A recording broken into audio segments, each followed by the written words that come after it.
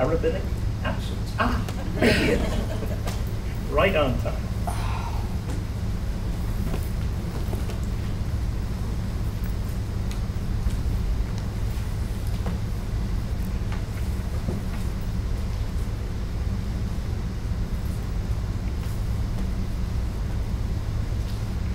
Okay, now that's, as we begin this evening, we start with Ma Tohu, pages 144 and 145. We're still reading through Bamidbar, the story of the, often called the wilderness wanderings of our people. But in reality, as the prophet, that strange prophet of old reminded us in the words of Ma Tohu, he understood the reality and the wonder of that wilderness walk with God that our people had. And so we want to appreciate just that reality and enter into some of it ourselves as we respond, as Richard leads, on pages 144 and 145.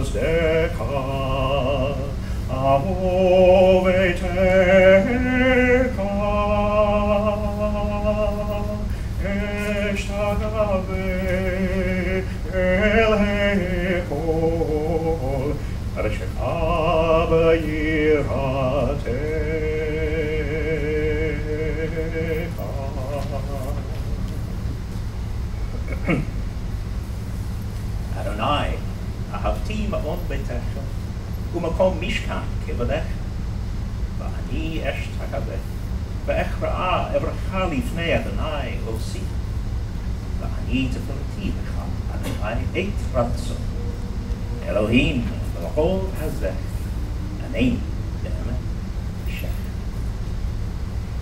How goodly are your tents, O Jacob, your dwelling places, O Israel. O Lord, through your abounding faithful love, I come into your house, and reverently I worship you in your holy sanctuary. I love being in your house, the place where your glory resides. Here I bow down to worship you, my Lord and Maker. Accept my prayer, O Lord, and answer with your great mercy and with your saving truth. Amen. How lovely are your tabernacles, O Lord of hosts!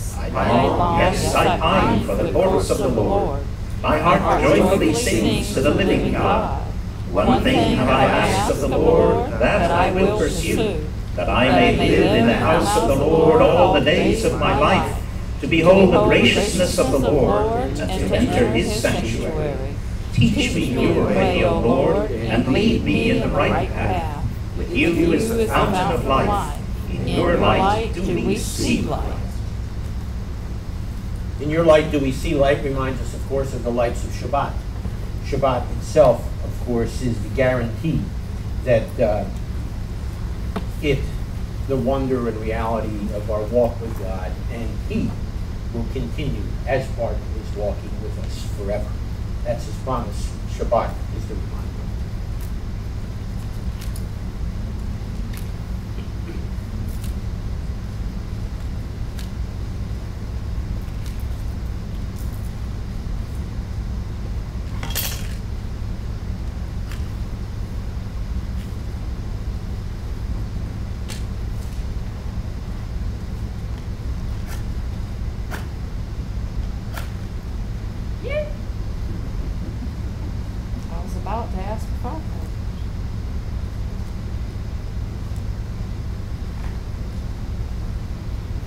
Baruch atah Adonai Eloheinu melech haolam, asher kiddushanu b'mitzvoto v'tzivano lahalik ner shel Shabbat.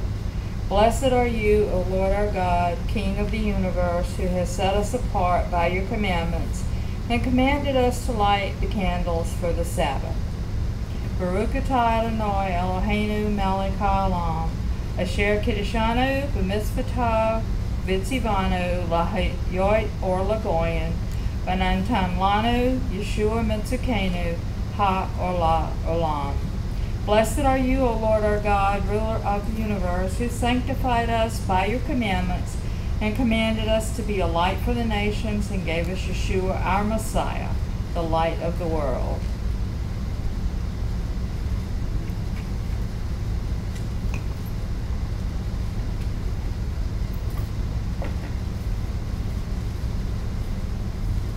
Shabbat Shalom. Shalom. Matovu, or at least during Matovu, we expressed our desire to enter his sanctuary.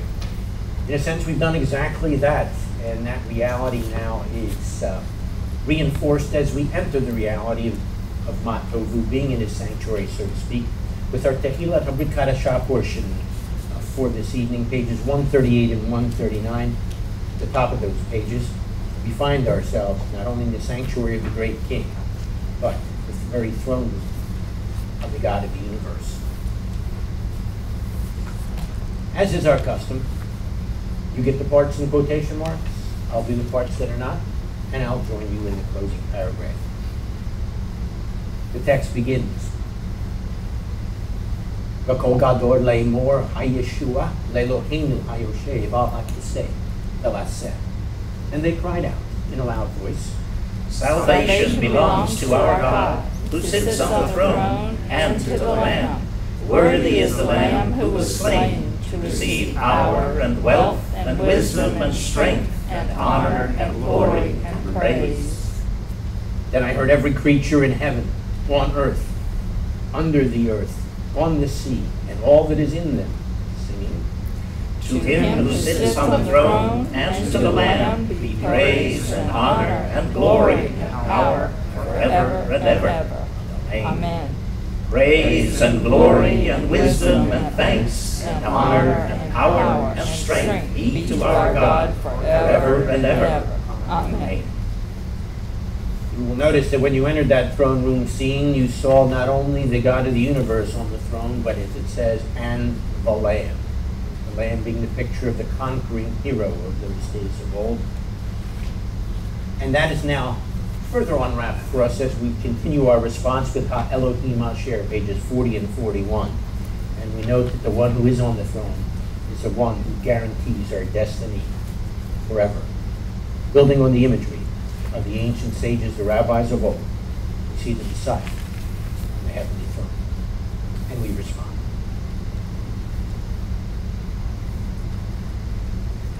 Elohim asher diber mikdem pe'amim rabot u'vidrachim rabot el ha'avot be'yad ha'nevi'im diber aleinu be'acharit hayamim ha'ele be'yad ha'bein asher Sam le'yoresh kol, u'yado, gam asar et ha'olamim, u'zohar kevodo, b'tzelem atzluto, v'noseh kol b'dvaro, ra'ag v'orah, u'lakar she'asa, tihur chatayim, yashav v'yimin, ha'gedulah. In the past, God spoke to our fathers through the prophets many times in various ways. But now, in the end of days, he has spoken to us by the Messiah, his Son. whom he appointed the heir of all things, and through whom he made the universe. The Son is the full radiance of God's glory, and the flawless manifestation of his reality. He sustains all things by his powerful word. After he made atonement for sins, he sat down in the place of authority, beside the majesty in heaven. True and firm, established and lasting, right and faithful, loved and treasured, desired and pleasant, feared and mighty, ordered and acceptable, good and beautiful is this word to us forever and ever.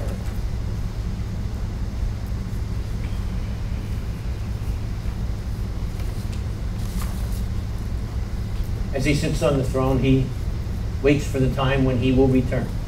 We too await that return as we respond with Sephardic Kaddish, pages 156 to 157.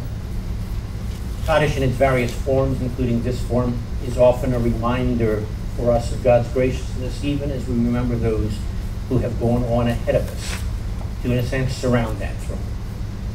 A year ago yesterday, one of our family, a close member of the family, in that sense, graduated. And so, as the art site of Dr. Geddes' passing, I would invite you, as his extended family now, to join in the custom of rising as we all respond to Sephardic Kaddish, pages 156 and 157.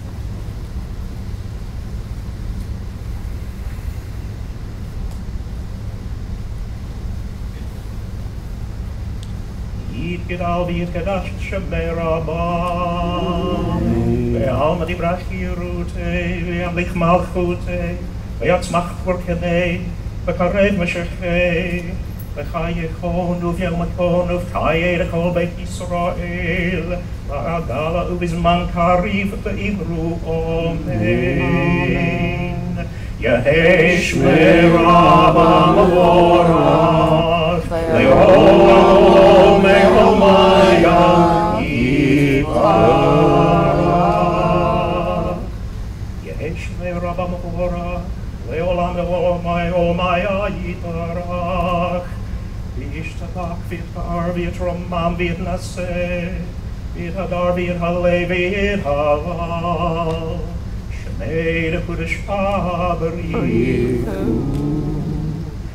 לעילה מן כל ברכתה ושירתה, תושבחתה ונחמתה, תאמירן בעלמא ואמרו אמן. יהי שלום הרבה מן שמיה וחיים טובים עלינו ועל כל ישראל ואמרו אמן. עושה שלום במרומיו ויעשה שלום עלינו ועל כל ישראל ואמרו אמן.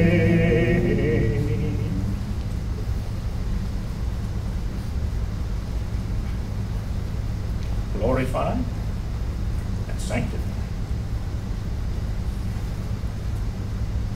be his great name in the world which is created according to his will. May he bring about the reign of his kingdom and cause his salvation to sprout and bring near his Messiah in your lifetime and in your days and in the life of all the house of Israel, speedily, yes, soon, and say, Amen. May his great name be blessed forever and forever, eternally.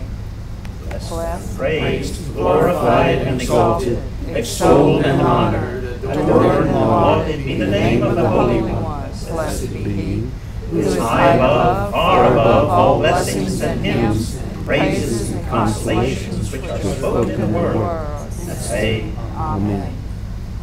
May there be great peace from heaven, and good life for us, and for all Israel, and say, Amen. He who makes peace in the heavenly realms, may he make peace for us and for all Israel, and say, Amen. As we turn now towards Jerusalem for our Amidah portions this evening, turn to pages 76 to 79, paragraphs 6 and 7. It's a reminder, as we await his return, of what happens in the meantime. We continue our walk with him. hand in hand, as his miracles are with us on a daily basis, and our lives are committed into his hands. Pages 76 to 79 is that response.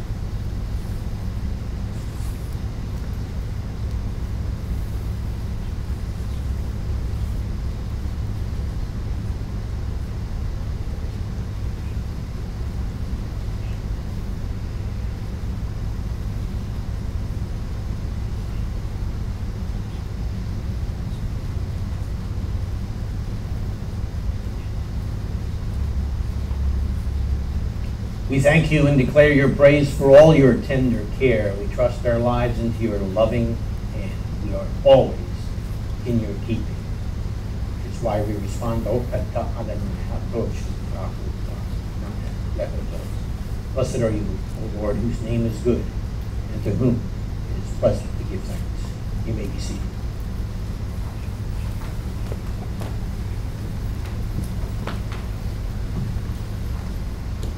As the Amidah reminded us of what happens in the meantime as we await his return, Ashreish reminds us of what we do or should be doing in the meantime as we await his return.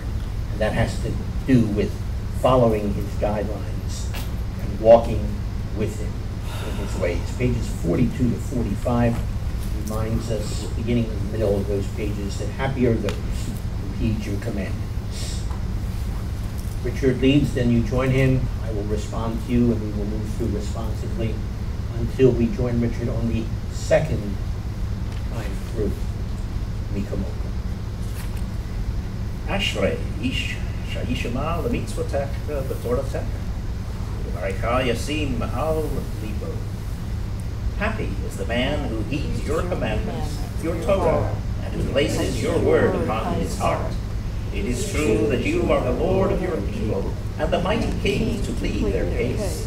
It is true you are the first and the last, and besides you we have no king, redeemer, or savior. For the beginning times and for the later times, your word is good, and it endures forever and ever. Your word is true and faithful. It is a statute which will not pass away. It is true that you are he. You are the Lord our God and God of our ancestors, our King and King of our ancestors, our Redeemer and Redeemer of our ancestors, our Maker, the Rock of our salvation, our Deliverer and our Rescuer from everlasting. All this is your name. There is no God besides you. From Egypt you redeemed us, Lord our God, and from the house of slavery you delivered us. All their firstborn you slayed, and your firstborn you redeemed. And the sea of reeds you divided, and drowned the proud. But the beloved ones you caused to pass through, while the waters covered their adversaries. One from another did not remain. Therefore the beloved praised, and they extolled God. And the beloved ones gave hymns, songs, praises, blessings, and thanks to the King, the God who lives and who endures. You are high and wonderful, great and feared. who brings low the proud, who raises the humble, who brings forth prisoners, and delivers the meek, and helps the poor, and answers his people in the time when they cry to him. So praise our exalted God. Blessed is he who is to be blessed. We join with Moses and the people of Israel who sang this song to you with great joy. And as they all said, now we all say, Who is like you, O Lord, among the gods? Who is like you, glorious in holiness, awesome in praises, doing wonders? Madonai, Mikamo Kane Arba Kodesh, Nora Tehilot Osefele, Mikamo Kane Madonai, Mikamo Kane Arba Kodesh, Nora Tehilot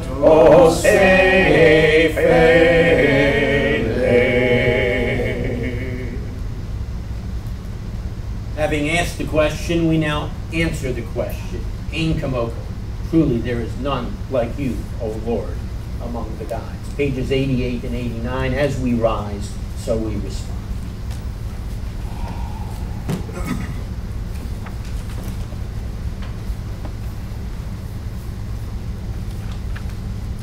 In Kamo Chava Elohim Adonai, Ve'in Kama Asecha, Malchut Kamalchut Kol Olamim, Umem Shal Kabechol Dor, Behold,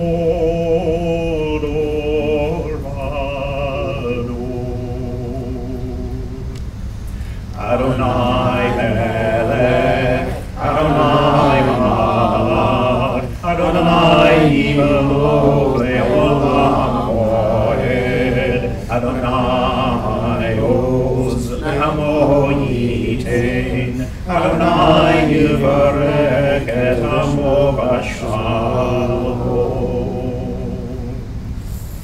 There is none like you among the gods, my Lord, and there is nothing that compares to your deeds.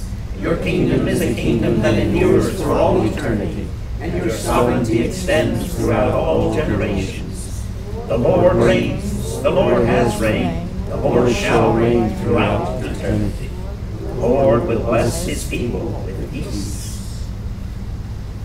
And now we get to say, you, O Lord, reign in my life. You, O Lord, have reigned in my life. You, O Lord, shall reign in my life throughout eternity. That response is the Shema, pages 34 to 39.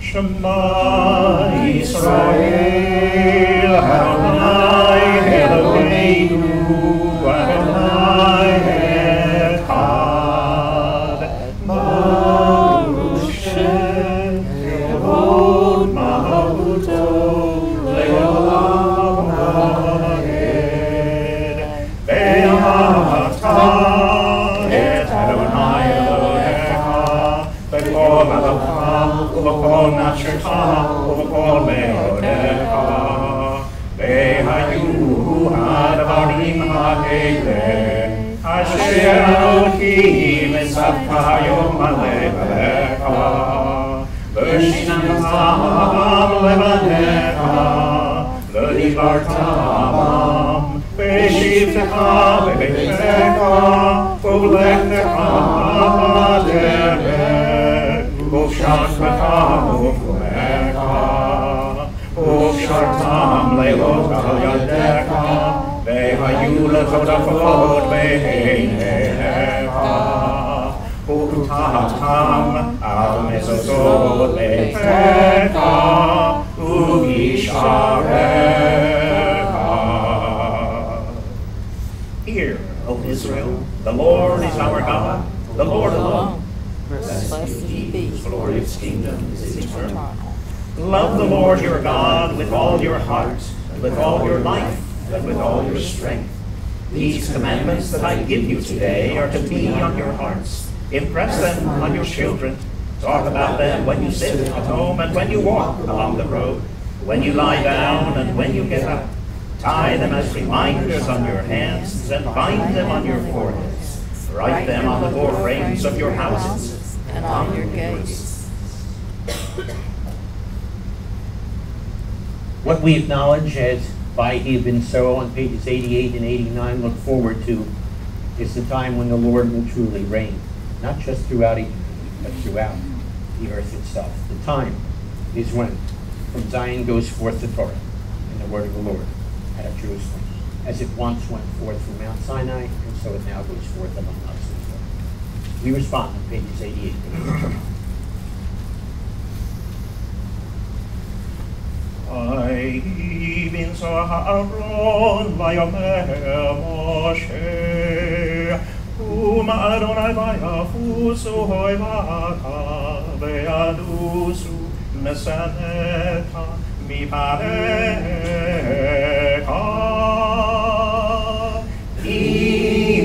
Imitzion tetzei Torah Imitzion tetzei Torah Odavar Adonai Mirushalayim Baruch Shenatan Torah Torah Baruch Shenatan Torah Torah Odavno Yisrael B'kedushato.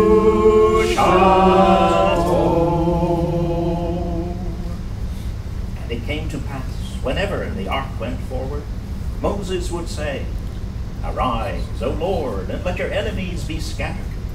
May those who hate you flee from before you. For from Zion shall go forth the Torah, and the word of the Lord out of Jerusalem. Blessed be he who in holiness gave the Torah to his people Israel. And now the people to whom he has given the Torah, his people Israel and those who joined with him, now respond out of gratitude and commitment, as we do on page 133.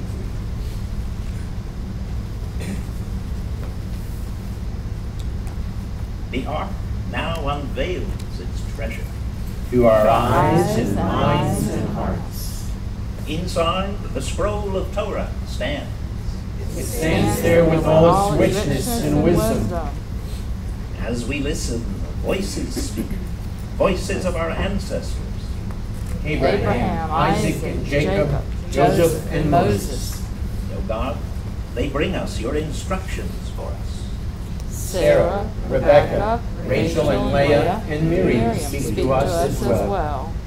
O God, they move us to respond to your promises to us. We are grateful for your words, the words of Torah. Hear, O Israel, the Lord calls. We will hear your words that we may learn them, love them, live them. What does the Lord require of you? To fear him, love him, serve him, and walk in all his ways. All the Lord has said, we will do.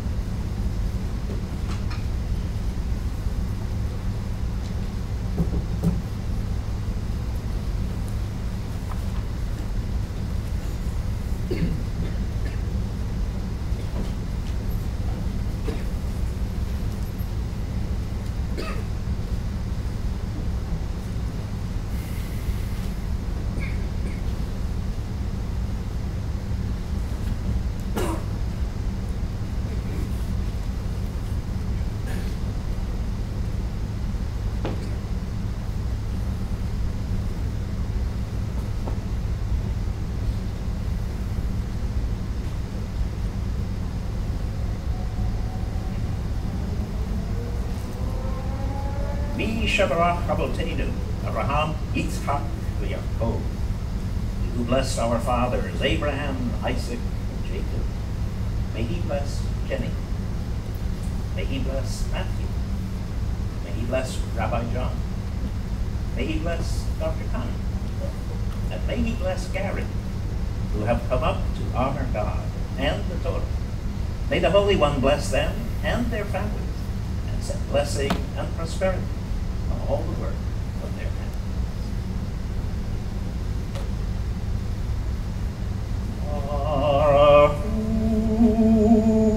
Adonai Hamavorach, Baruch Adonai Hamavorach Le'olam Va'ed, Baruch Atah Adonai, Eloheinu melech haolam, asher bakar banu mikol ha'amim, v'natan lanu et Torato. Baruch Atah Adonai, noten ha'torah. Amen. Bless the Lord, who is blessed. Bless the Lord, who is blessed forever and ever. Blessed are you, Lord our God, ruler of the universe, who chose us from all peoples and gave us the Torah. Blessed are you, Lord, giver of the Torah.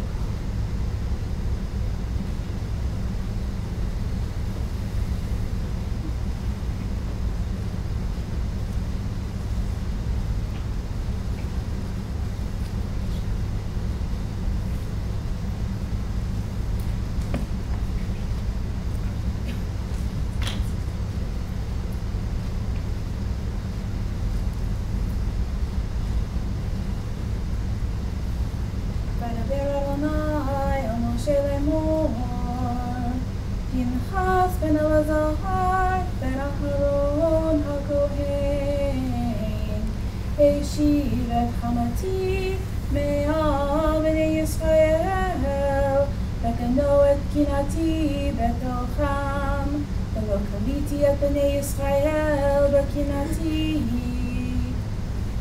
Lachen emor hineni noten lo et priti shalom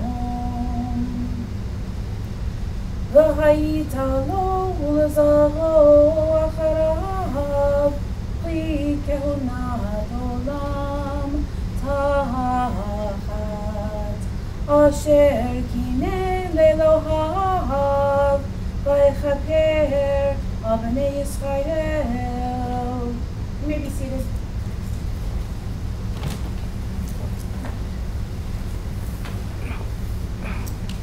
And so Adonai said to Moses, saying, or he spoke to Moses, saying, Pinchas, the son of Eleazar, the son of Aaron, the priest, in his zealousness, turned away my wrath from among the children of Israel, in my zealousness among them.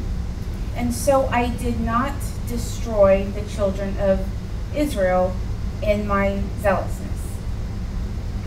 Therefore, say, behold, or listen up, I am giving to him a covenant of peace, and it shall be for him and for his ancestors after him, a covenant of eternal priesthood, under which zeal for his God made atonement for the children of Israel. So, Pinchas was very zealous for his God, and that was proven through his actions, just like the actions of a little bit later in the Parsha, just like the zealous actions that Zelophehad's, that's a hard word to say, his daughters showed when their father passed away and there was no son. They knew that they had been promised the blessing, God's blessing of land, and so with no male heirs, they very respectfully, but very zealously, with very much integrity, they went to Moses to go on their behalf about what can be done about this.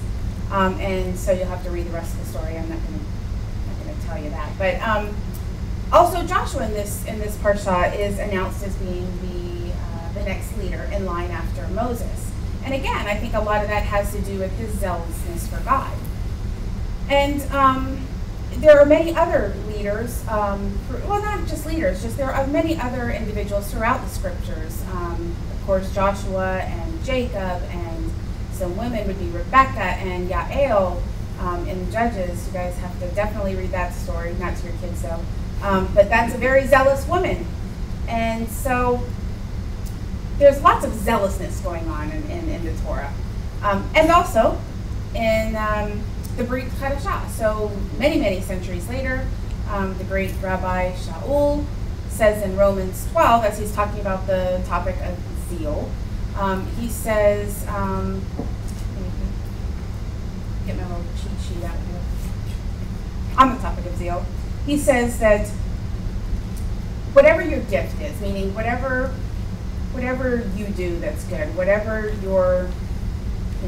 do that's good, whatever your gift is, whether it's prophecy or prophesizing or serving or teaching or encouraging, giving, leading, whatever it is that you do that makes you that's great, do it with zeal.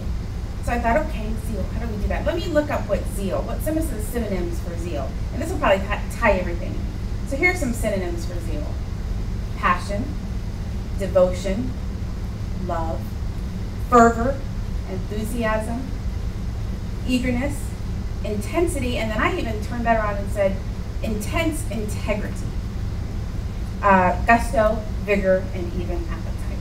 So looking back on all the individuals throughout Torah and the Tanakh, maybe we can take some lessons and learn how to be zealous in our study and in our walk with God, and that will allow us to be the light that goes out to the rest of the community and the world as a whole. So, Shabbat Shalom. Shalom.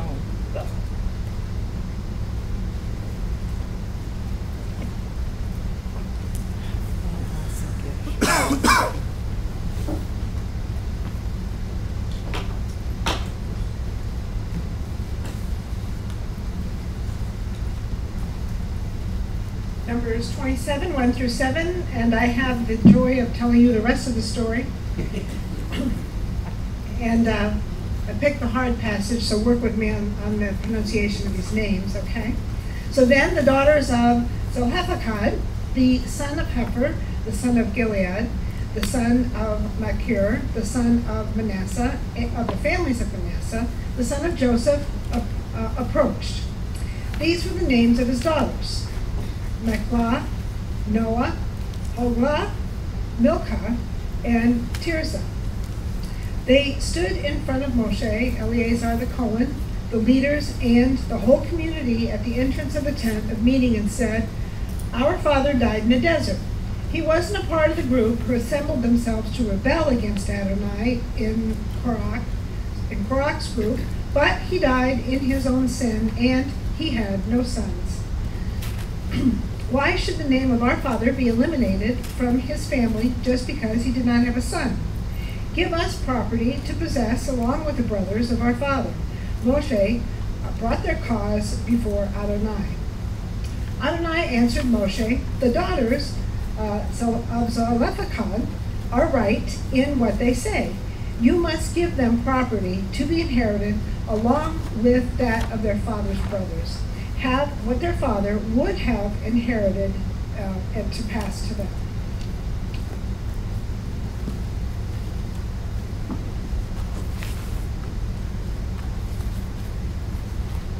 Baruch atah Adonai Eloheinu melech haolam asher natan lanu Torat emet v'chayei olam nata b'tocheinu. Baruch atah Adonai noten haTorah. Amen. Blessed are you, Lord our God, ruler of the universe, who gave us the Torah of truth, life everlasting, planted in our midst. Blessed are you, Lord, giver of the Truly, He's the one who's given to us the Torah. We acknowledge that. As we stand in the sandals of our ancestors and as they stood before Him to receive these words, so also do we, and therefore we acknowledge these are the words You've delivered directly to us. The acknowledgement is pages 98 and 99. Transliteration, should you need it, is page 95. The Zohar Torah.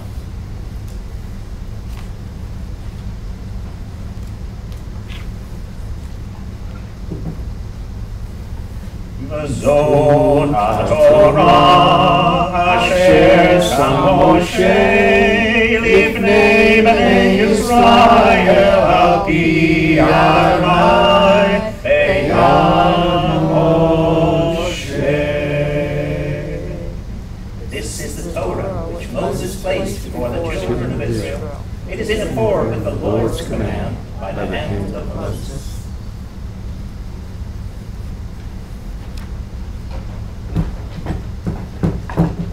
You may be seated.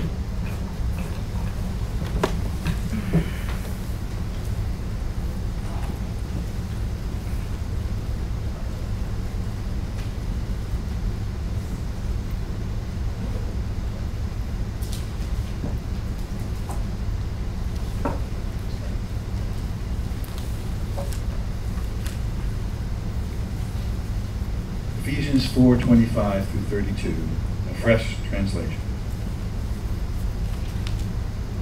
So stop lying and fully speak the truth to each other, because we are intimately related to one another. When you're angry, don't do wrong. Don't stay angry all day, and so give the devil a foothold in your life. The thief must steal no more. Instead, they should earn an honest living with their own hands so they can share with those who need it. Don't use harmful language, but talk in a way that builds up people when they need it and encourages those who hear it. Don't cause grief to the Holy Spirit of God, with whom you were sealed as His own, guaranteeing your ultimate liberation. Get rid of all bitterness, rage, anger, harsh words, and insults, along with all hateful feelings. Instead, be kind and tender to one another, readily forgiving each other, just as Messiah God forgave you.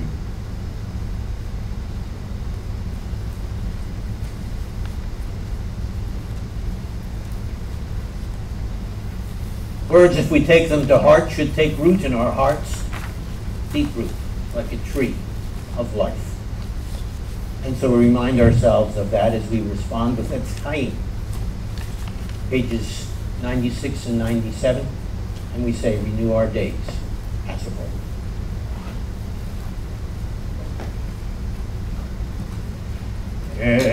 Etzchaim lama kasikim ba ve'tom hei ha'mehushar erakei ha'darkei noam ve'chol timotei ha'shalom Hashiveinu Adonai Elecha Bein Hashuva Kadesh Yameinu Kadesh Yameinu Kedem Hashiveinu Adonai Elecha Bein Hashuva Kadesh Yameinu Kedem. A tree of life it is to those who take hold of it, and happy are those who support it. Its ways are ways of pleasantness, and all its paths are peace. Turn us, Lord, to you, and let us return. Renew our days as of old.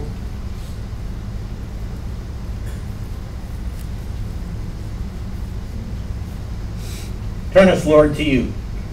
Well, that is the direction we should be facing as we now stand and turn toward Him once again and respond as if we were priests, because we are, as the priests of old did. On pages 98 and 99, Unucho Yomar, Shuva, Adonai ribavot al peis roeh. When the ark rested, Moses would say, Return, O Lord, to the myriads of Israel's family. Arise, O Lord, to your resting place, you and your mighty ark. Clothe your priests with righteousness. May those who have experienced your faithful love shout for joy. For the sake of your servant David, don't delay the return of your Messiah. Ur David of Becca, Al Tashayd B'nai Shechem. Kinepach Tov Adati Achem, Orati Al Ta'azu. I give you good instruction. Do not forsake me.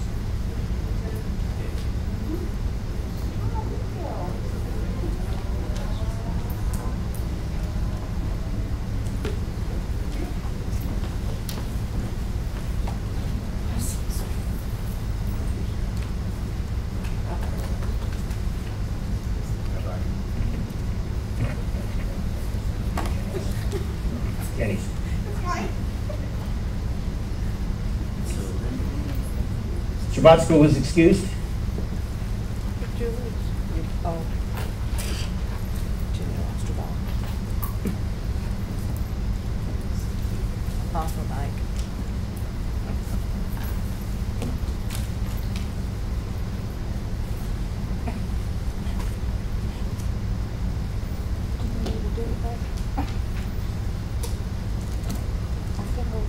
This is the scene.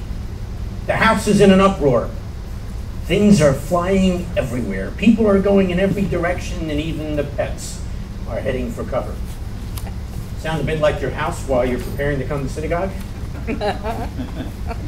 In the middle of this situation, you will undoubtedly hear someone say, "Are you dressed yet?" It is important to dress appropriately for important situations and for significant occasions. Recognizing this fact, we have numerous books and TV shows that tell us how to dress for success. Well, you know, God also wants us to dress for success, as he has been telling us earlier in this chapter, and we looked at that last week. Now he tells us, even more specifically, how to dress for success. And he too may well ask by the time we're done, are you dressed yet? Dress for success, as we discovered last week, starts with, as you see at the beginning of the outline, stuff we need to put off or set aside, or as our translation has it, simply stop. It's the same word that you find in verse 22, so it builds on the passage we looked at last week, therefore building on the same image of clothing and dressing. It has to do with what we take off, what we throw away. Therefore, what we have here then is some practical applications of the previous principle found in last week's portion, verses 17 to 24. In other words, we have here a series of exchanges. Well, let's do it this way. A series of contrasts based on serious considerations from God. These are, in effect, God's dress for success list. And the first step is to swap tales for truth. What you have midway through this verse, speak the truth to each other, is actually a quote from Zechariah chapter 8 and verse 16. Now, two things on reflection. If it's a quote from there, it's important because it's a text of Scripture. But secondly, it's something we should know already. So it leaves us with the question, are we really truthful and honest and open with each other? Do we speak directly to people face to face, or do we talk behind their backs about them to others? This means that when we have a problem or a complaint, do we go to the person who's involved or who can do something about it? Or do we go to anyone who will listen to our complaint? Now, quick aside here. If you're the listener, you're just as complicit. Enough with that. Let's get back to the text. So the consideration we have here that's given to us is very vital, and that's to realize that we are members of the same family. Sometimes it's said one body, same family. It is, in effect, the same thing. He talked about this, I was going to say a couple weeks ago. He didn't talk about it a couple weeks ago. I did, but he talked about it several centuries ago in the passage from several weeks ago.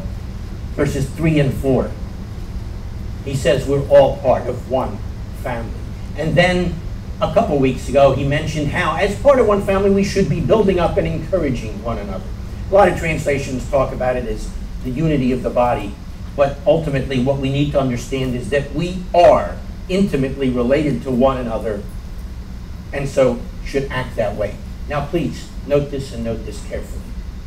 This is not a license to run roughshod over people, to speak the truth. Remember, verse 15 is assumed as part of the package. And if you don't remember verse 15, let me remind you of what he wrote. He said we must lovingly speak the truth.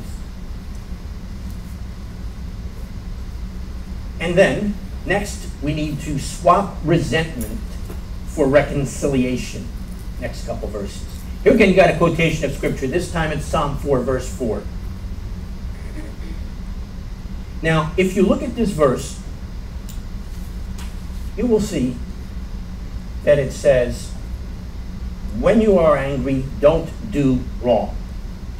When you are angry, don't do wrong. That means that there is a place for appropriate or justified anger.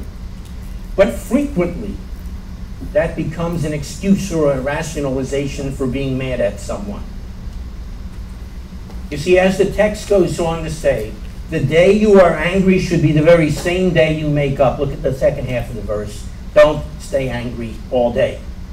Now look, let me be really blunt here. This is not saying that I can say, oh boy, it's not night yet. I've got 3 more hours before I have to give up or stop being mad. Oh, and it feels so good. That's not what's going on. Imagine, I think I got this country correct, in Greenland where the sun doesn't set for several months. That would be a real paradise for brooding and breeding resentment. Well, anyhow, the point here is this. With all possible speed, come to terms with the anger and resolve the situation and reconcile with the person. And by the way, the text is very precise about this, as the rabbi wrote it, even if that anger is justified. You see, the Greek term that's used here by the rabbi is the term for provocation. It means there was a justifiable cause involved. So the consideration for us here then, as verse 27 reminds us, is don't give the devil an opportunity. Don't give the devil a foothold. Don't give him room to maneuver or a chance to work. Quick aside here.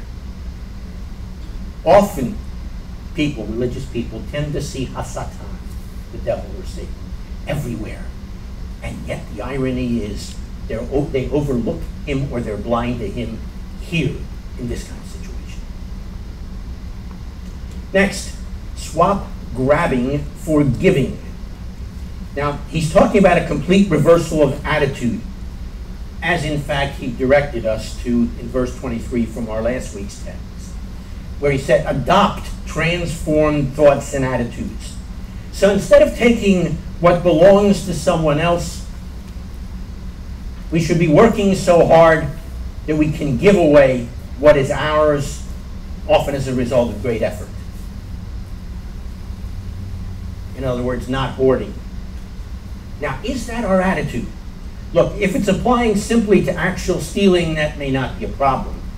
But if we extend that principle, how about stealing credit, or limelight, or reputation, or opportunities, or respect? Or the flip side of it that goes along with it, how about hoarding ourselves, our time, or our possessions, or even our gifts? Jenny reminded us, we need to be sharing those gifts. And so the question comes back, are we takers or are we givers? Are we grabbers or are we dispensers? Now note again the consideration here. We're supposed to do this so we can share with those in need. Back in Acts chapter 4, the early community was a beautiful model for this, as they all shared with one another so no one had any need. This is a principle that has to do with love and compassion. It has to do with going out of our way for others. As one of Yeshua's closest followers, Yochanan HaShliach, in writing the first letter of 3, he wrote 1 John 3, he says, don't tell me that you've got the love of God in you if you can look at someone who has a need and you don't meet that need, because then the love of God is not in you. Consideration, so we can share with those in need. Next, swap criticism for construction. A lot of times the translations have such phrases as unwholesome talk. And so we think, oh, we got to be careful about profane language. No, this is not the meaning of unwholesome talk, as our translation has it. Harmful language.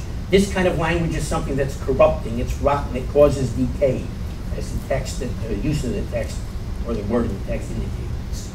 It's the opposite of being good and helpful. In other words, it is good for nothing speech.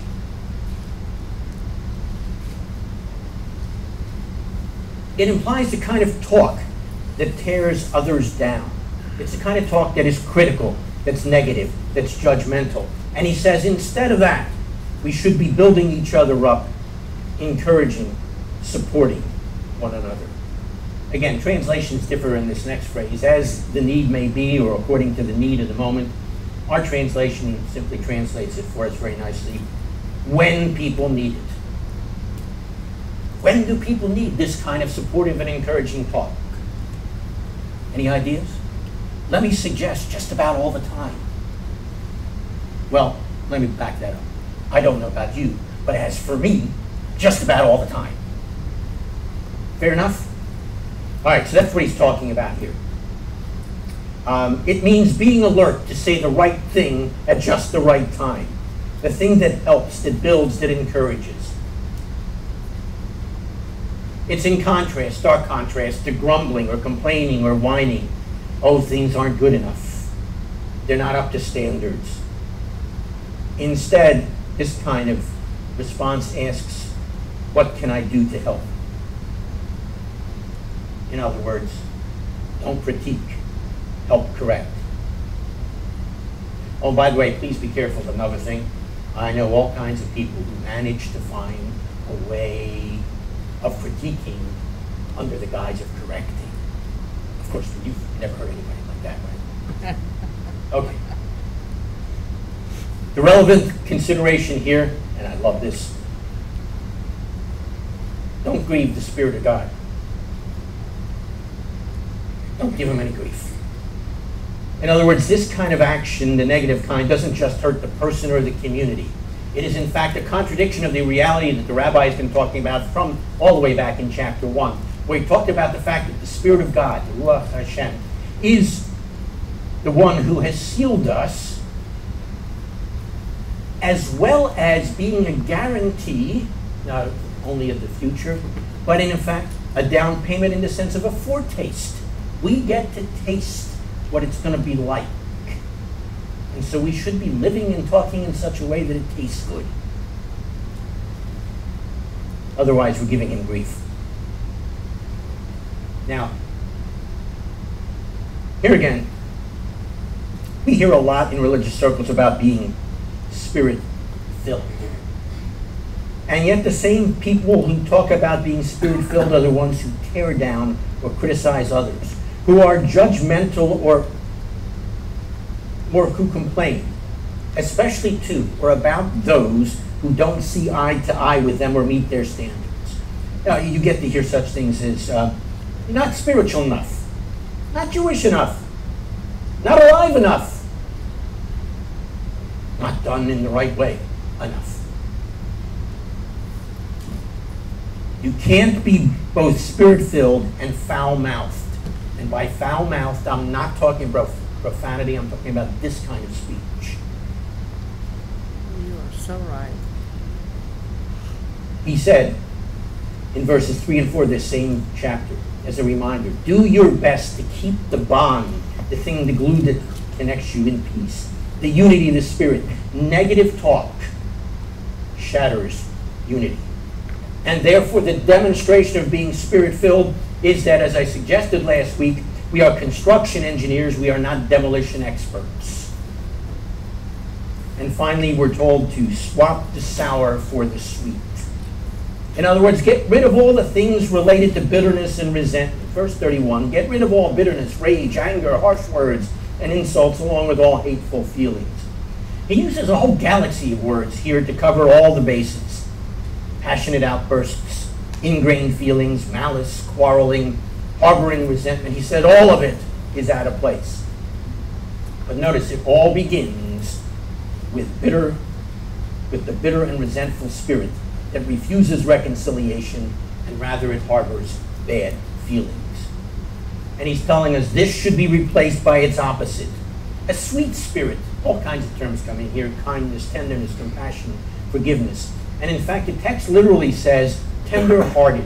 Doesn't translate very well in the English, but it works nevertheless. And in fact, as I recall, the other Pew Bible translates it that way as well. Tender-hearted. That's a good Jewish term indicating that the heart is right and sensitive. And so verse 32 then gives us another vital consideration. Instead, be kind and tender to one another, readily forgiving each other, just as Messiah God forgave you. Forgive as God forgave you. Look, nothing is more contradictory to the forgiveness God has showered on us than hanging on to negative feelings or complaining or ill will, as the rabbi has mentioned here. If God can forgive us for the often gross affront, deep offense, and disgusting insult we have from time to time been to him, we should be able to set aside the bitterness, resentment, grudges, hurt feelings, bruised egos, and critical spirit we often display to each other. There is no place for it, God says. He says, in fact, to use the terminology here, get rid of it. Please remember, as the rabbis of old said, and the greatest of all rabbis repeated, what is the greatest commandment? To love the Lord your God with all your heart, with all your life, with all your strength. And he didn't stop there, and love your neighbor as yourself. If the one isn't there, the other is not either.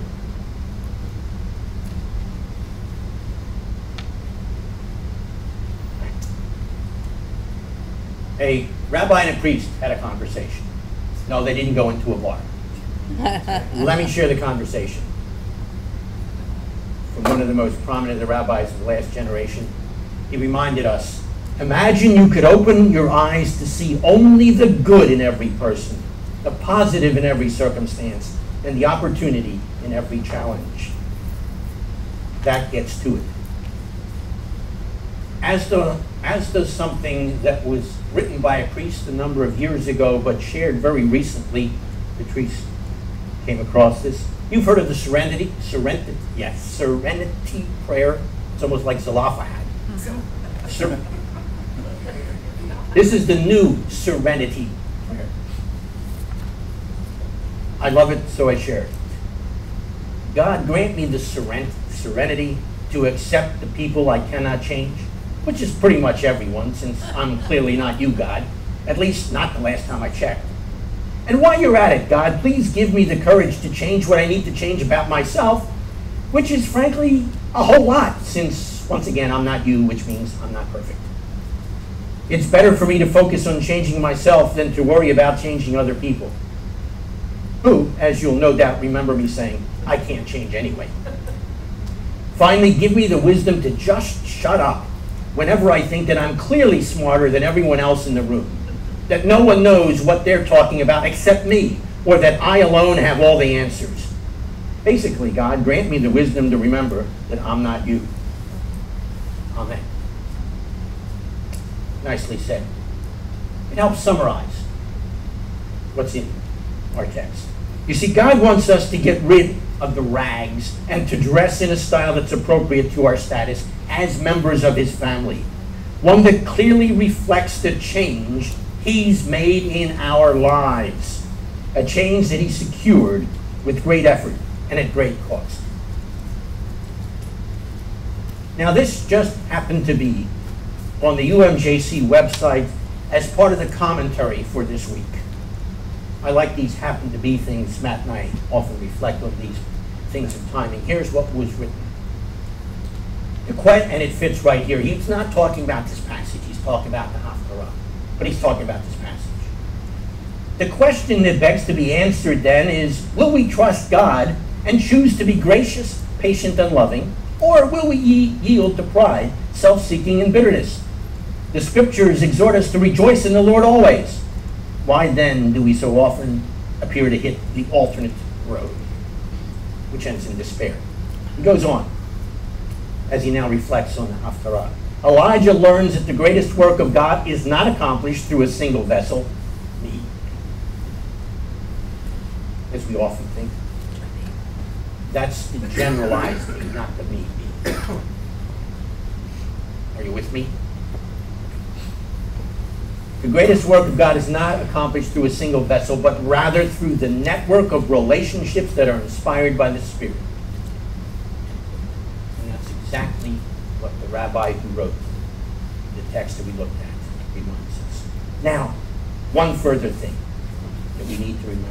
God has given us the resources to get this done. 3 of them in the overall context of this letter he's written. First of all, there's radical heart surgery. God said as far back as Ezekiel 36, I will take the old heart out of you and put a new heart into you. He says, in fact, in Jeremiah 31, and on your heart I will write my words. You know, we kept saying we're supposed to have these things, these words on our hearts. He's going to do that for us. Or, as the rabbi said I was going to say again last week, in the passage we looked at last week, put on the new you, created to be like God. Verse 24. Radical heart surgery, the Ruach Hashem. All the way back to Ephesians 1, I quoted it for you before.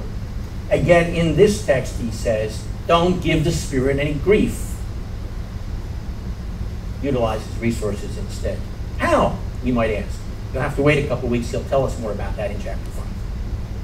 And then finally, the riches of Scriptures. Radical heart surgery, Ruach Hashem, the riches of Scriptures. In last week's portion, we looked at the text. He told us about the truth that we've been taught. That's one of our resources.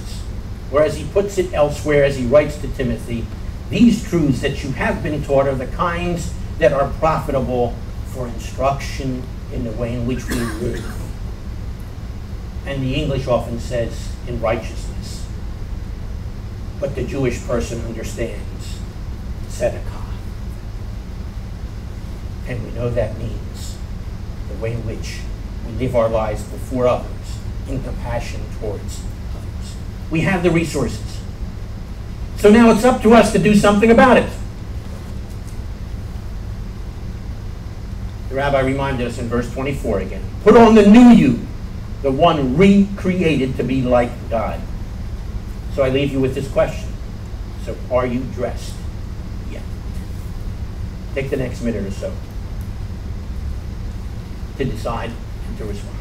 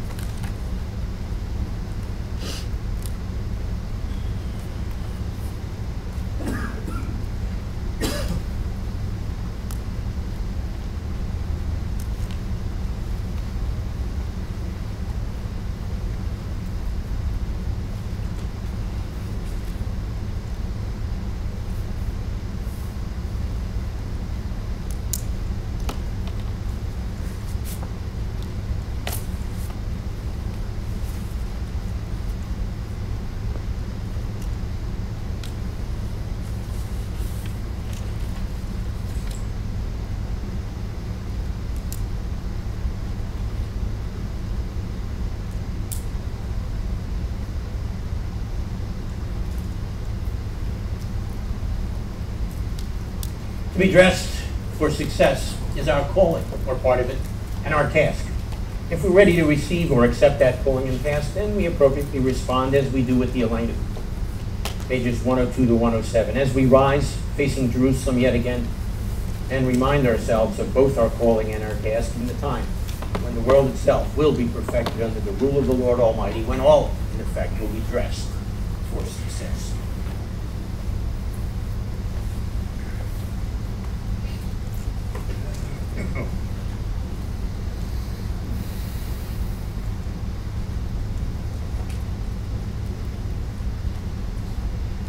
Aleinu l'shamayach Adon ha'kol, ha'tekidu l'yotzer bereshit, shelo samkamo ha'atzot, velo samadu k'nishkod ha'adama, shelo samkalkeinu kahem, v'gor aleinu k'tral ha'monam, ve'anachnu korim, Umishakabim umodim, Lifnei melech malchei hamachim, Akadosh Baruch Hu. Shehu notei shamayim v'yosed haaretz, Umoshav yekaro b'shamayim mimah, Ushkilat uzo, v'gafei meromim. Eloheinu Ehod Emet Malkeinu Hefezulato Kakatuv B'Torato Vayadata Hayom B'Hat Shevota El Levavecha Ki Adonai Hu HaElohim B'Shamayim Nimah Ve'al Haaretz Mitachat Ehod. It is incumbent upon us to praise the Master of all, to exalt the Creator of the world, for He has made us distinct from the nations and unique among the families of the earth. Our destiny is not like theirs, and our calling is our task. We bow down and acknowledge before the King of Kings that there is none like Him, for He stretched forth the heavens like a tent and established the earth. Truly there is none like our Lord and King.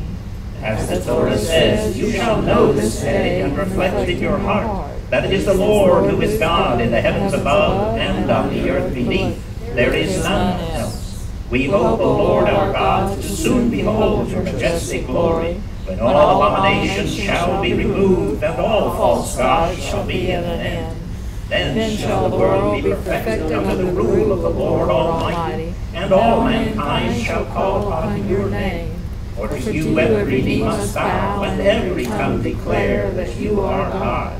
Reign over us soon and forever. May the kingdom of David's greater Son be established forever. For then shall the words be fulfilled. The Lord shall be king forever, and the Lord shall be king over all the earth. On that day the Lord shall be one, and his name one. V'ne'emar v'hayat Adonai l'melech al kol haaretz v'yom hahu yeh Adonai echad u'shamo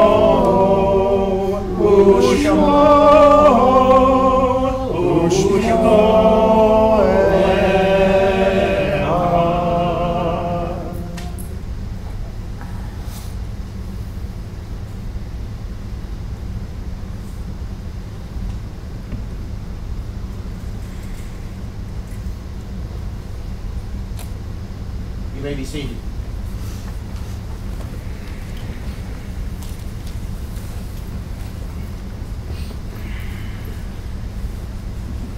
I was looking for Gary in the back, and he's sitting up in the front. Okay, the usual three things, and it's not 3 strikes and you're out, but it should go just about as quickly as 3 strikes and you're out. Gary? Hi, everyone. Shabbat Shalom. Shabbat Shalom. Do we have any visitors here? Hi, just tell us your name and where you're from. Alicia from New Mexico. Alicia, Welcome. welcome. Thanks for coming to our synagogue. We'll talk to you more at a little get-together we have after the services, if you can stay. We'd appreciate it. Thank you. All right, Alicia. Cool.